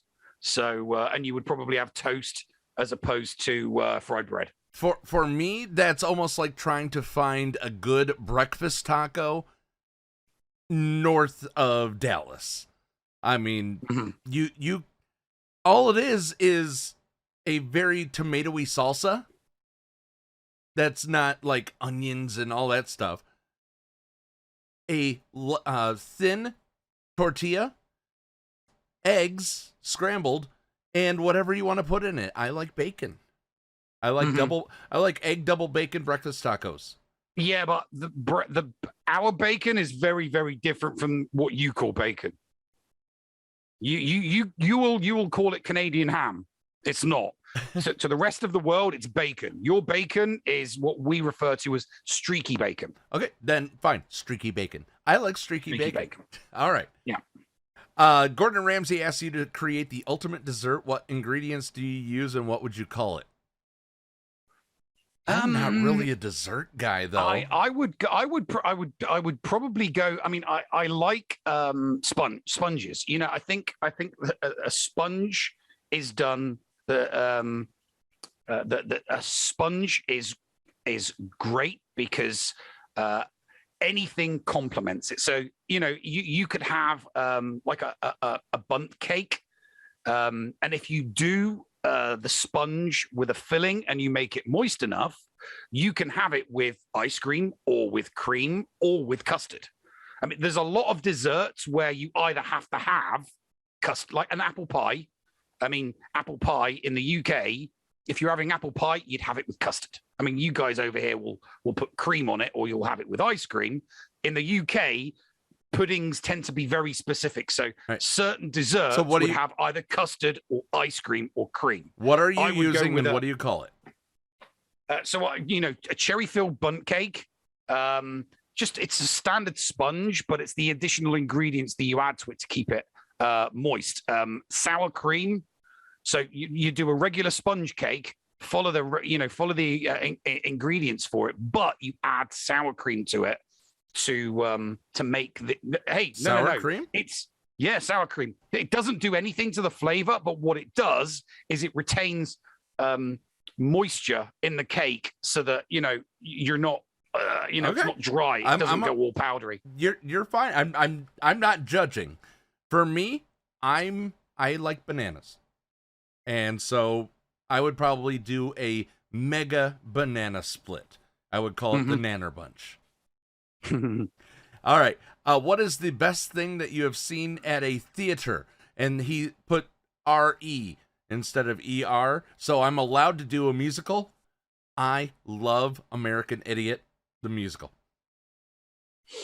Best thing I've seen in a cinema.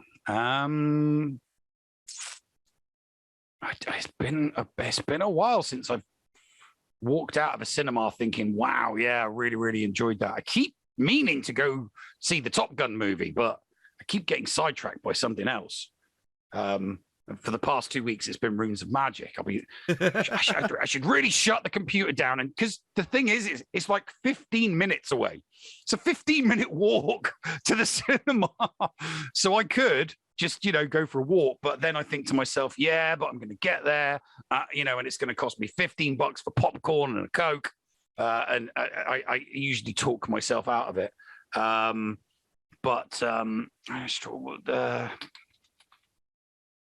I will say that watching the Rocky Horror Picture Show in a cinema is freaking awesome. I can okay because of the audience, because of the audience interaction.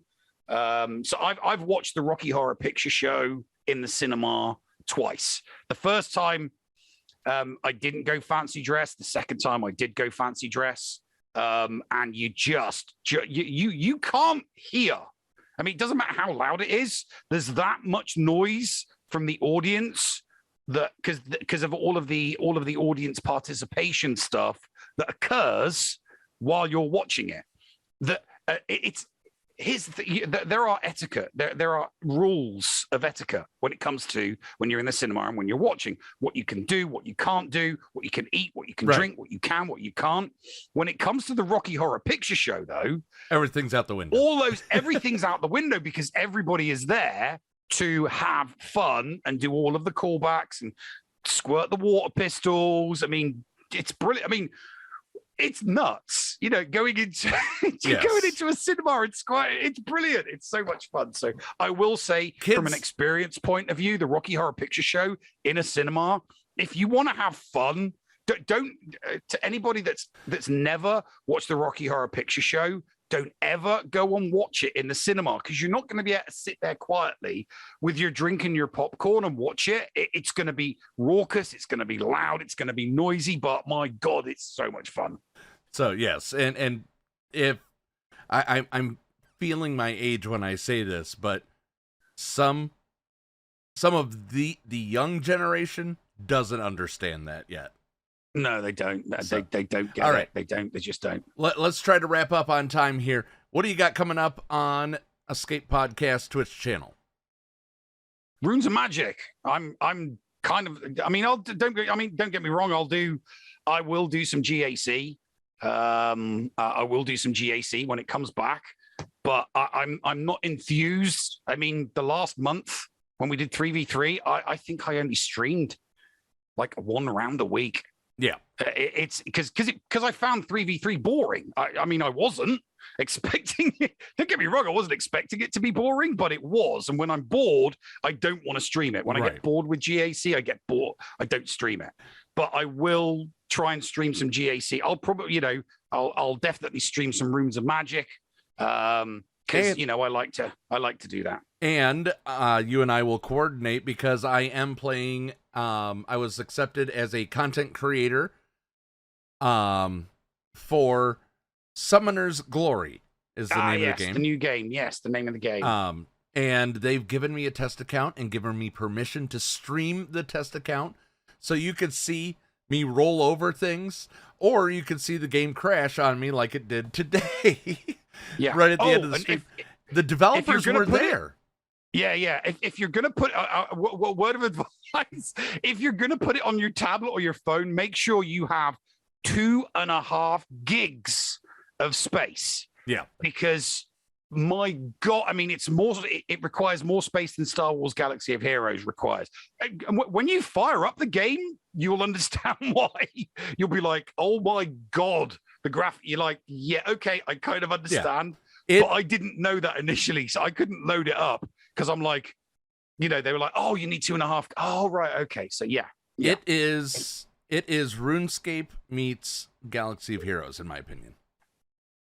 So I'm going to give it some time this weekend. Yeah. I'm going to give it some time this weekend. Yeah. So we'll be doing that. And then over on Vault 37, probably some more Diablo 3. So should be fun. Okie dokie. So any final words before I go into the whole spiel at the end? Well, just reminding everybody, we are raiding Urza. Okay. So when you get there, when the raid, happens, don't forget to type in happy 43rd birthday, Urza. Love the Escape podcast. We don't have to put love the Escape podcast, but get happy 43rd birthday, Urza. I want everybody spamming that in chat when we do the raid. Or happy 43rd birthday, Urza from TEPc.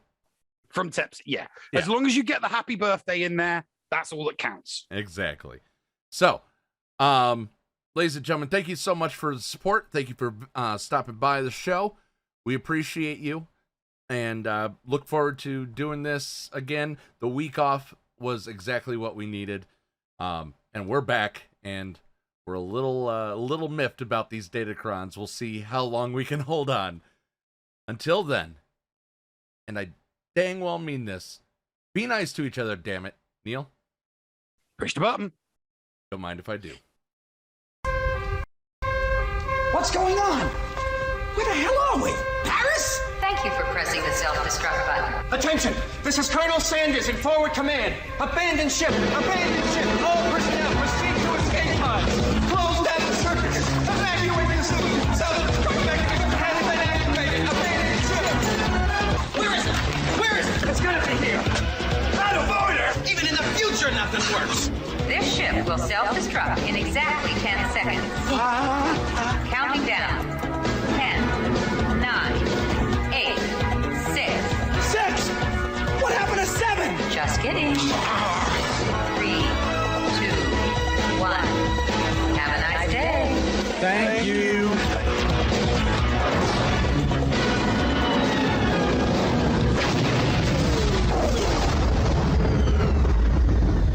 Hello, friends. This is Thaddeus from Going Nerdy. The Escape Podcast was filmed in front of a live studio audience full of tweaked out murder bears. Sit, Ubu, sit. Good dog.